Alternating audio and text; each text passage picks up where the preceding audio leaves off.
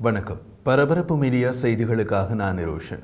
தெற்கு காசாவின் ரஃபா நகரில் உள்ள எகிப்திய எல்லைப் பகுதியில் உள்ள பிலடெல்பி தாழ்வாரத்தை இஸ்ரேலிய பாதுகாப்பு படைகளின் பூரண கட்டுப்பாட்டுக்குள் கொண்டுவர வேண்டும் என்று கடந்த மாதம் இஸ்ரேலிய பிரதமர் பெஞ்சமின் நேதன்யாகு இஸ்ரேலிய நாடாளுமன்றத்தில் கூறியிருந்தார்.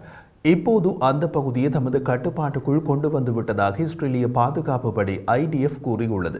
காசா மற்றும் எகிப்து எல்லையில் உள்ள 14 கிலோமீட்டர் நிலப்பகுதியான பிலடெல்பி தாழ்வாரம் மீது செயல்பாட்டு கட்டுப்பாட்டை நிறுவியுள்ளதாக இஸ்ரேலிய ராணுவம் தெரிவித்துள்ளது. இஸ்ரேலிய பாதுகாப்பு படை IDFின் செய்தி தொடர்பாளர் டானியல் ஹகாரி அது பற்றி செய்தியாளர் கூட்டத்தில் கூறிய போது, கடந்த சில நாட்களில் பிலடெல்பி தாழ்வாரத்தில் ஒரு ராணுவ நடவடிக்கையை மேற்கொண்டு வருவதாகவும் அங்கு ராணுவம் கண்டிருந்த 20 சுரங்கப்பாதைகள் தற்போது நடுநிலையாக்கப்பட்டு விட்டதாகவும் கூறினார். அவர் மேலும் தெரிவித்த போது, செயல்பாட்டு கட்டுப்பாடு என்பது உளவு தகவல் சேகரிப்பு மற்றும் சூட்டு வீச்சு ஆகியவற்றின் அடிப்படையில் பிலடெல்பி தாழ்வாரத்தின் முழு கட்டுப்பாட்டையும் நாம் பெற்றுள்ளோம் என்று தெரிவித்தார். முன்னதாக நேற்று புதன்கிழமை ஒரு இஸ்ரேலிய அதிகாரி இஸ்ரேலிய துருப்புக்களின் தாழ்வாரத்தின் மீது பிலடெல்பி தந்திரோபாய கட்டுப்பாட்டை அடைந்துவிட்டதாக கூறினார். ஆனால் அதன் அர்த்தம் பிலடெல்பி தாழ்வாரத்தில் முழுவதுமாக இஸ்ரேலிய ராணுவம் தரையில் கால் வைத்திருக்கிறது என்பதல்ல. தந்திரோபாய கட்டுப்பாடு என்பது முழுமையான கட்டுப்பாடு அல்ல. தேவை ஏற்பட்டால் பிலடெல்பி தாழ்வாரத்தின் எந்த ஒரு பகுதிக்கும் இஸ்ரேலிய பாதுகாப்பு படைகள் நகர்ந்து ராணுவ நடவடிக்கையில் ஈடுபட முடியும் என்பதே தந்திரோபாய கட்டுப்பாடு.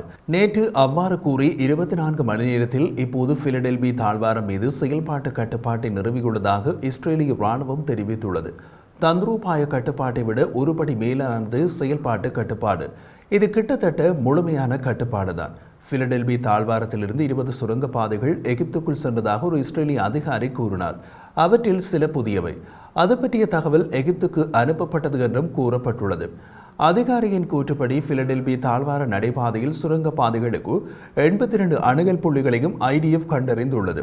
வர்த்தக பொருட்கள், மக்கள் மற்றும் ஆயுதங்களை கடத்துவதற்காக கடத்தல்காரர்கள் மற்றும் ஆயுதமேந்தி இயக்கங்கள் நீண்ட காலமாக காசா எகிப்து எல்லையருகே நிலத்தடி சுரங்கப்பாதை வலையமைப்புகளை அமைத்துள்ளதாக நம்புவதால் எகிப்தில் இருந்து பிலடெல்பி தாழ்வார நடைபாதையை துண்டிப்பதை இஸ்ரேல் நோக்கமாக வைத்திருக்கிறது. ஹகாரி கூறிய போது, ஹமாஸ் ஆயுதங்களை கடத்துவதற்கு இந்த வழித்தடத்தை பயன்படுத்தியதாகவும் எகிப்தின் எல்லையிலிருந்து 10 மீட்டர் தொலைவில் உள்கட்டமைப்பை உருவாக்கியுள்ளதாகவும் கூறினார். எகிப்து எல்லையில் இருக்கும் இந்த சுரங்கப்பாதைகள் வழியாக பணிய கைதிகள் எகிப்துக்கு மாற்றப்பட்டதாக எங்கள் உளவுத்துறை இதுவரை சுட்டிக்காட்டவில்லை என்று கூறிய ஹகாரி, ஹைரோவின் நலன்களைப் போலவே எல்லையிலும் பெரிய அளவிலான எகிப்திய பாதுகாப்பு உள்ளது என்றும் கூறினார்.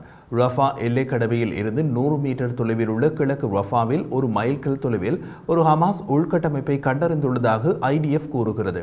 ஆயுதங்களை கடத்துவதற்கு இந்த பாதை பயன்படுத்தப்பட்டதாகவும் இஸ்ரேலிய ராணுவம் அங்கு ஹமாஸின் ஆயுதங்களை கண்டுபிடித்து அளித்ததாகவும் ஹகாரி கூறினார். காசா மற்றும் எகிப்து இடையேயான எல்லைப் பகுதியில் அளிக்கப்பட்ட வீட்டிலிருந்து ஒரு செய்தியாளர் குழு இன்று காலை காணொலி ஒன்றை பதிவு செய்து வெளியிட்டது.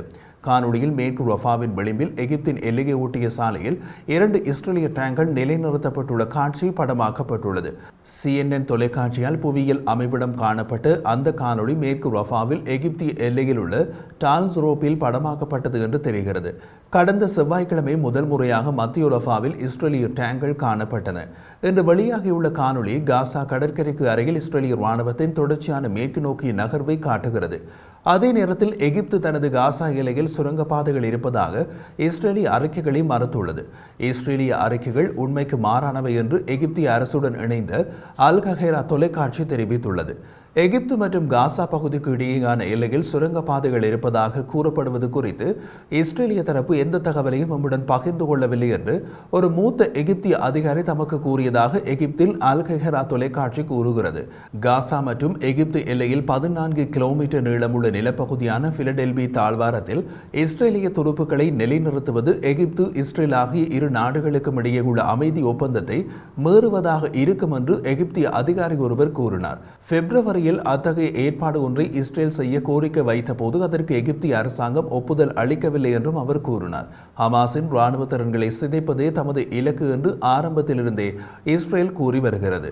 IDF ஹமாஸின் கடைசி படைப்பிரிவுகள் ரஃபாவில் இருப்பதாக கூறி அதை அழிப்பதற்காகவே மட்டுப்படுத்தப்பட்ட இராணுவ நடவடிக்கையை தொடங்கியதாகவும் கூறியது. IDF தலைமை அதிகாரி மேஜர் ஜெனரல் ஹெர்சி ஹெலேவி ரஃபாவில் இஸ்ரேலிய துருப்புக்கள் மத்தியில் பேசிய போது, ஹமாஸின் ரஃபா படைப்பிரிவு முழு திறன்களுடன் இருக்கும் கடைசி படைப்பிரிவு. எனவே நாங்கள் ரஃபா படையை அகற்ற விரும்புகிறோம். நாங்கள் இதுவரை செய்த சாதனையை ஆழப்படுத்தி ஹமாஸை மிக குறைந்த புள்ளிகளுக்கு கொண்டு வருவோம். ஹமாஸை முற்றிலுமாக தகர்ப்பது இஸ்ரேலின் தேசிய பணி.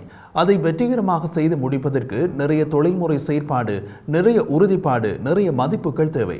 அது எம்மிடம் உள்ளது என்று பேசினார்.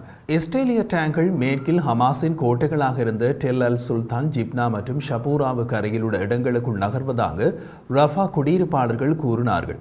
ரஃபாவில் உள்ள ஆம்புலன்ஸ் மற்றும் அவசரகால சேவைகளின் துணை இயக்குனர் ஹைதம் அல் ஹம்ஸ், டெல் அல் சுல்தானில் வசிப்பவர்களிடமிருந்து எங்களுக்கு ஆபத்து அழைப்புகள் வந்தன.